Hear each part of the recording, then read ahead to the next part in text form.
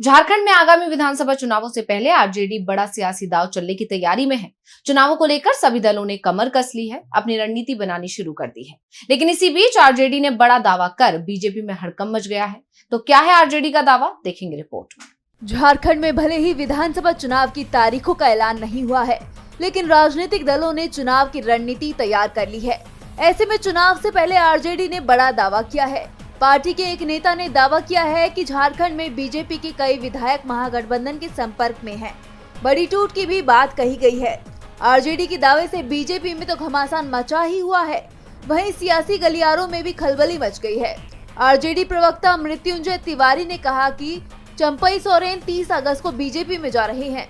इससे महागठबंधन को झारखंड विधानसभा चुनाव में कोई नुकसान नहीं होगा। बीजेपी तो अपनी हार मान चुकी है। जिन राज्यों में विधानसभा चुनाव होते हैं वहां विरोधी दलों में बीजेपी तोड़फोड़ करती है, लेकिन उसका कोई फायदा नहीं होता है। इसके साथ ही उन्होंने दावा करते हुए कहा कि झारखंड में बीजेपी के कई विधायक महागठबंधन के संपर्क में हैं। जल्द राज्य में बीजेपी में भगदड़ मचने वाली है। बीजेपी अपने आप को संभाल ले।